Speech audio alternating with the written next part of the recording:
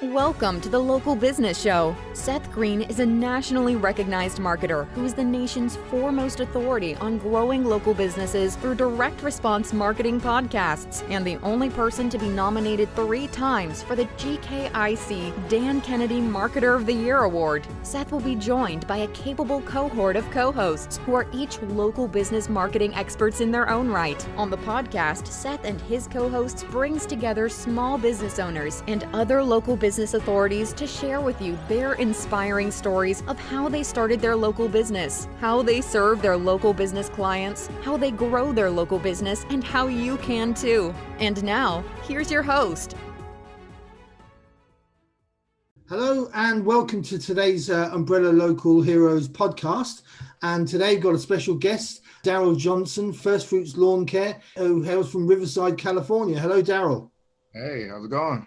Right, great to get an opportunity to get to talk to you, Daryl, and to find out a little bit more about what it is that you do and a bit about your business. So tell me a little bit about yourself, your background, and a little bit about you, what you do and what your company.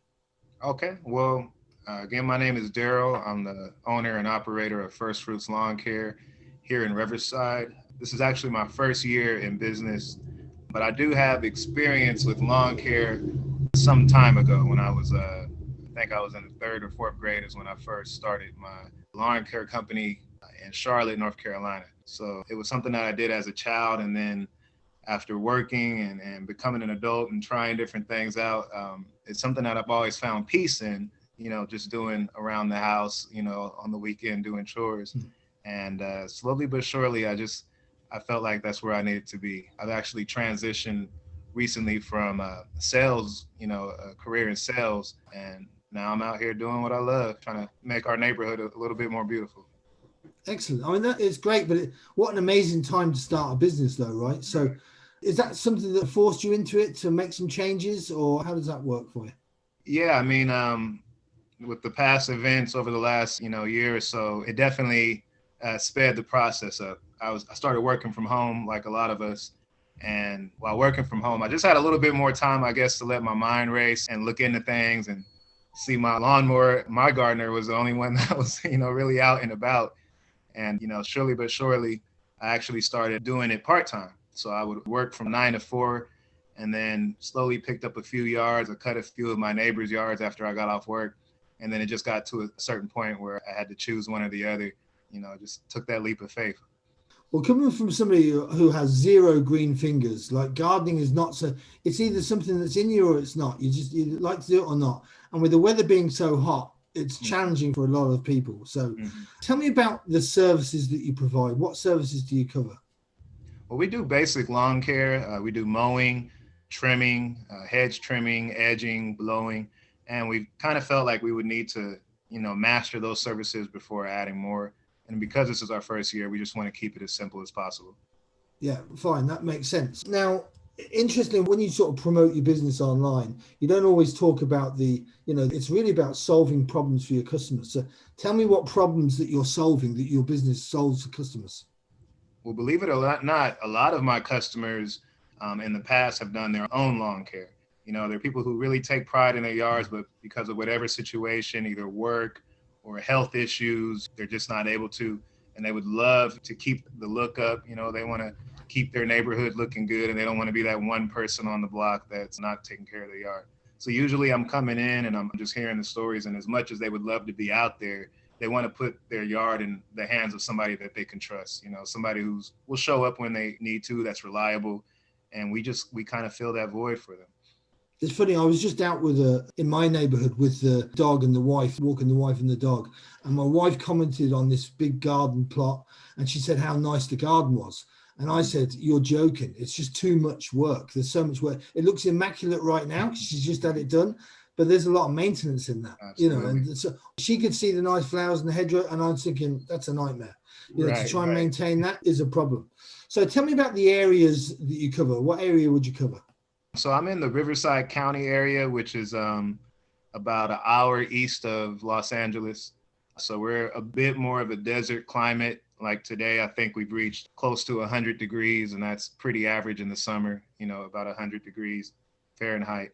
So we get different types of grass because there's a lot of sun. A lot of different types of grass can grow in this area, some, more well than others.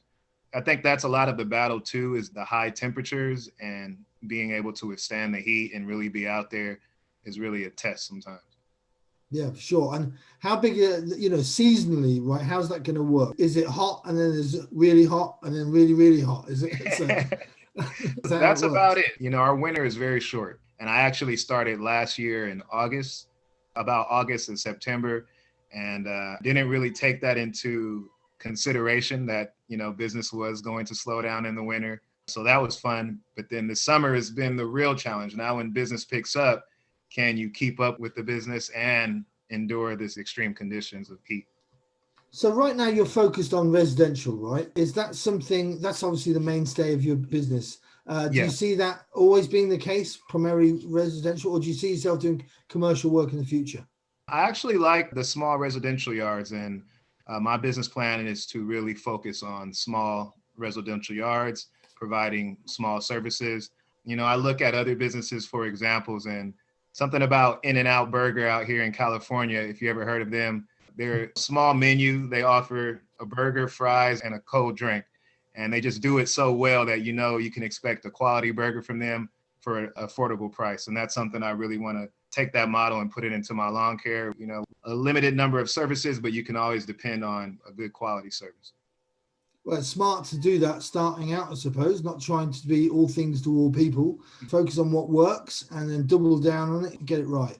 Absolutely. So tell me about your ideal client, right? Is it a one-off? Is it something that is repeat business? What would be your ideal client? Well, repeat business is always nice. It's something that you can look forward to and depend on and write it in your books. And with that, you can really gauge, your future, if you can bring employees on or upgrading equipment. But what I found is cleanups are, from a business standpoint, they're profitable just doing a one-time cleanup as long as you schedule it right. So I try to schedule my one-time cleanups at the end of the week where I'm not so busy, and it doesn't, I won't get behind and not be able to service my repeat customers as well. So right now I've been able to find a nice balance. I know moving forward, as we gain more customers, that's going to be a challenge. But that's something that I'm taking into consideration, that I can only be so many places at once. There is a ceiling to working solo. Yeah, and it's tough too, right? So in terms of those customers that we're talking about, right, whether or not they be, is it families? Is it landlords? Is it people who are older people who don't have the energy to do it? Or is it younger people who are too busy with their professional lives that don't have time to do it? I'm trying to work out where your customers, what kind of customers make sense for you. To be honest, it's all of those, all of the above, all different walks of life. Some people are at home, some are vets, retired, some are, have their own businesses and they're gone most of the time. So we get a little bit of everything. And we also have some customers that like to still get in the garden and get their hands dirty. It's just they like to be less of a burden. So we help them out with certain areas and they take care of, other things. So it's definitely all walks of life. And I think that's what makes it interesting. So the name then that you're using, right? The First Fruits Lawn Care. Where did the name come from? How's that derived? It's a biblical name. So I'm really into my faith, and I read the Bible a lot. And it's one of the things that Jesus is supposed to be the first fruits, the first sacrifice. And then there's also holy days that were celebrated in the Old Testament where they would bring the first harvest in from each season. So I kind of put that into my business, the work that I do. I always keep God on my mind, my faith on my mind. And I feel like if I do it for him and I offer him the best, put my best foot forward, my first fruits forward, it's pretty tough to go wrong. Well, that's a great answer. It's good. And it actually leads me into my next question, which is like, in terms of a unique selling proposition, your main thing. If I'm looking for somebody to maintain my lawn, what separates you from maybe anybody else that's out there? And what's special about Darryl Johnson and in the work that you do, or what separates you from the competitor?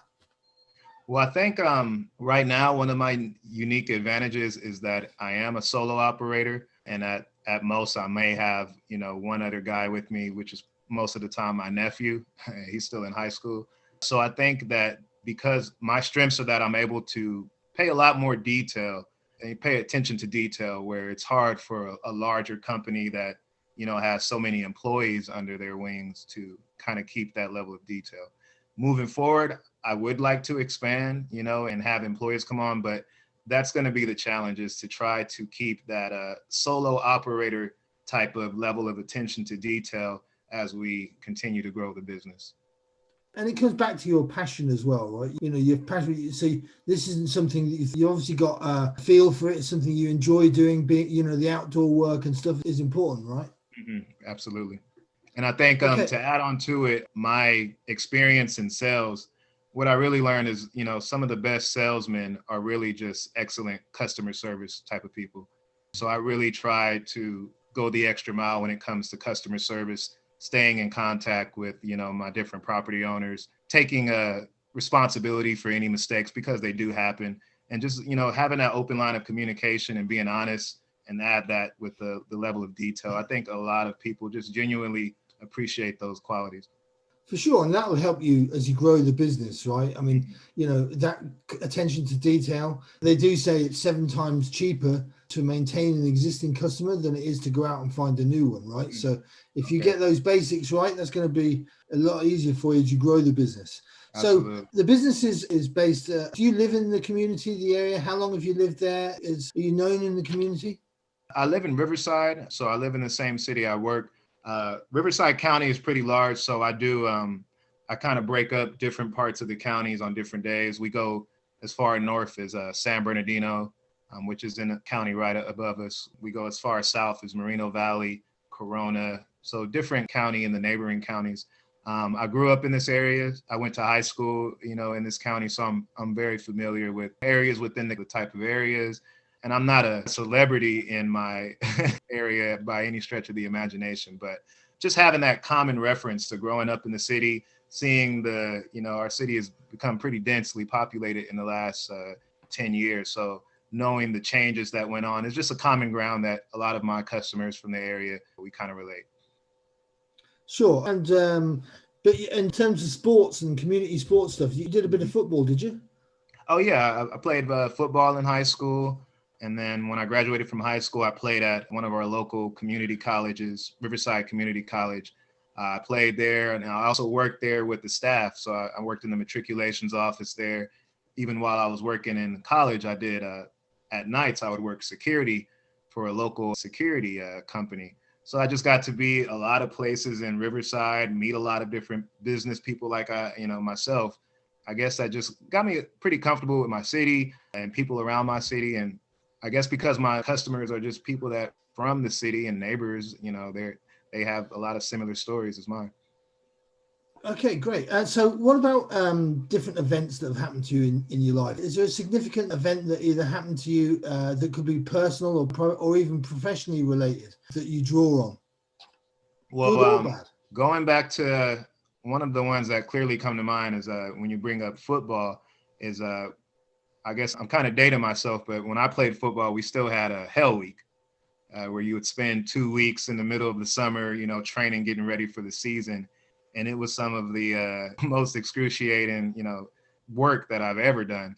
And when I'm out here in this 100+ degree temperatures, I kind of go back to that mind state of, it almost feels like I'm playing a sport. It almost feels like a game just to make it through the day. And I get done with a day and I feel like I just got out of football practice. So it's pretty similar in that regard. And, just having that will that was kind of instilled in us as kids, it still helps to this day. Yeah, it gives you that get up and go. And I mean, most solo entrepreneurs, it's not easy. You've got to have a lot of get up and go. And that's why we wanted to talk to you as a local business hero. It's what we, all entrepreneurs have that spirit, right? And that's exciting. So tell me this, if you could share one tip for the listeners, right? If I'm looking for a lawn care, a landscaping business or company, what's the one thing that they need to be aware of or to consider before they go looking to employ someone? You know what? That is a great question. I haven't dealt with too many, lawn care companies myself. I was pretty lucky with my gardener. I think he did an awesome job and he kind of inspired me. But number one complaint that I hear from my customers is just trying to find someone who's reliable and prompt with their services. And that's really tough to gauge, until you hire someone. So I guess one of the things is the appointment that they make to come out and do your estimate, usually it's free. So I would just say gauge them, test the water, see if they show up to their first appointment on time. And that'll kind of give you an idea of how things will be moving forward. Sure, great. And what about your business community? Have you reached out to any sort of business groups, networking groups, or have you done any of that, or community groups, or have you just sort of taken it as it goes because you're still in the early days in your business? Well, I think this first year I wanted to focus more just on the experience of everything. So I've kind of removed, I was sitting behind a laptop for the last 10 years in my sales, position. So I kind of wanted to close the laptop, go out there and get experience on the job. A lot of the lawn care companies that I've come in contact have been with down at my local lawn mowing equipment shop. So they do a lot of repairs and maintenance on yard equipment. And I've met a lot of different owners and operators just there when I'm fixing my tools or dropping something off to get sharpened. And just being able to pick their brains. Everybody out here, industry, we're not so competitive. We know that grass always grows. There's enough yards for everybody. It's more of finding out what your niche is. And the biggest battle isn't between you and another company. It's between you and yourself, learning your expenses, figuring out what's the best routes for you, the best neighborhoods, the type of equipment that you have. It's more of a challenge between, you and yourself, and being on top of your finance report and things like that. It's true. In terms of a business plan, I can tell you this, my grass never stops growing. It's a constant thing, and it's a constant maintenance thing. So tell me a little bit about you, Daryl. Are you married? Have you got kids? Tell me about your family. Yeah, I'm married. I've been married for 7 years now, and I have 2 children. I have a 10-year-old son, and I have I say newborn just because this year went by so quick, but I have a 13-month baby girl. So a baby that was born during this pandemic, and while I'm trying to start a brand new business for the first time. So it's tough, but it's exciting too. Yeah, that's great. Yes, so your city, what do you like about your city? What's good about the city that you live, and what do you enjoy most about it? I like that it's not Los Angeles. It's not so busy. It's definitely a busy city, but compared to like a major city like Los Angeles, it's not as busy. And I like the homes here. I like that they're older homes. We're not too far from, farmland, orange groves. So it has a little bit of everything. The climate is tough at times, but, during the summer, but, it makes a better fall and winter. It's not so cold. And I'm not a person that really likes cold like that. So I kind of enjoy the hotter temperatures here as well. Sure. Look, normally, this is where I would ask people, do they have plans for growth in their business? I mean, but look, you're in your first year, you're growing out.